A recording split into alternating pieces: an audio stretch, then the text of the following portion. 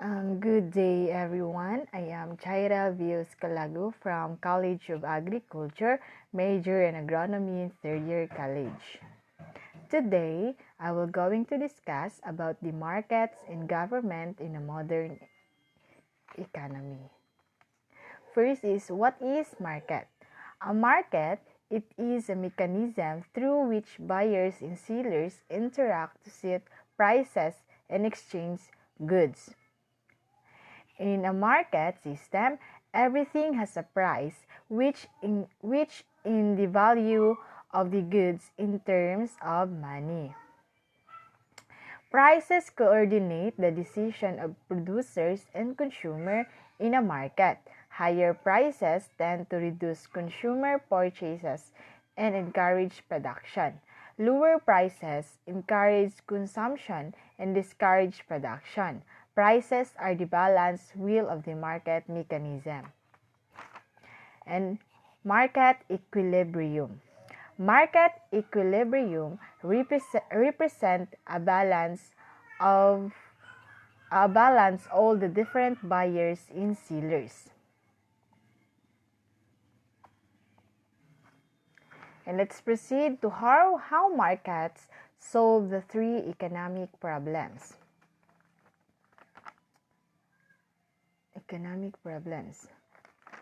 And before I proceed to how markets solve the three economic problems, I will dig deeper the definition of market equilibrium. A market equilibrium, it is the state in which market and supply and demand balance each other, and as a result, prices become stable. And how markets solve the three economic problems. First, it is what goods and services will be produced. What goods and services will be produced is to determine by the dollar votes of consumers not every 2 or 4 years at the polls, but in their daily purchase decisions. Next is how things are produced. How things are produced in order to determine the competition among different producers. The best way for producers to meet prices competition and maximize profits by adapting the most efficient methods of production. Next is for whom things are produced. For whom things are produced is for the supply in demand in the markets for the factors of production. That's the for whom things are produced. Next, let's proceed to the trade, money, and capital. Trade, money, and capital. An advanced economy is characterized by an elaborate network trade among individuals in countries that depends on a great specialization and an intricate division of labor. Modern economies today make extensive use of money or the means of payment. Modern industrial technology relies on the use of vast amounts of capital.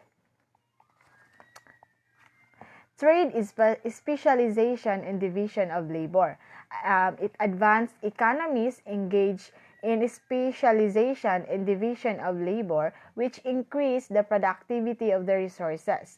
Individuals in countries then voluntarily trade goods in which they specialize for other products, vastly increasing the range and quantity of consumption and having the potential to raise everyone's living standards.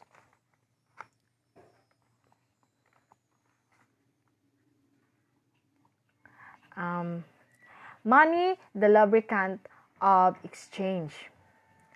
Money is the means of payment. The currency, the checks that we use when we buy things. But more than that, money is a lubricant that facilitates exchange. When everyone trusts and accepts money as payment for goods and debts, trade is facilitated. Just imagine how complicated economic life would be if you had to barter goods for a goods every time your market to buy a pizza or go to a concert. Next is the economic rule of government. Economic rule of government, an ideal market is one in which all goods and services are voluntarily exchanged for money at market prices. And how do government performs their functions? Government operate by requiring people to pay taxes, obey regulation, and consume certain collective goods and services. Number one, functions of the government is the government increase efficiency by promoting competition, curbing externalities like pollution, and providing public goods. The second is government promote equity by using tax and expenditure programs to redistribute income toward particular groups.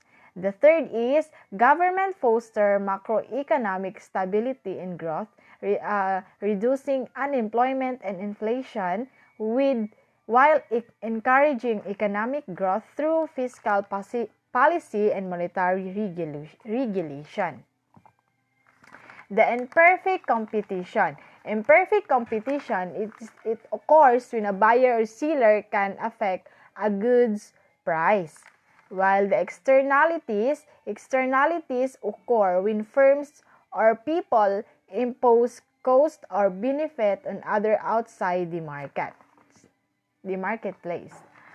The macroeconomic growth and stability. Macroeconomic growth and stability has two fundamental tools of macroeconomic policy. These are the fiscal policy and monetary policy. The fiscal policy, it is the government involved the power to tax and the power to spend. While the monetary policy, it involves the determining the supply of money and interest rates. This affect investment in capital goods and other interest rate sensitive spending. Another is the macroeconomic policies for stabilization and economic growth include fiscal policies along with monetary policies, which affect interest rates and credit conditions. Since the development of macroeconomic in the 1938, government have succeeded in curtailing the work exist of inflation and unemployment. And that's all about my report, and thank you for listening, and God bless.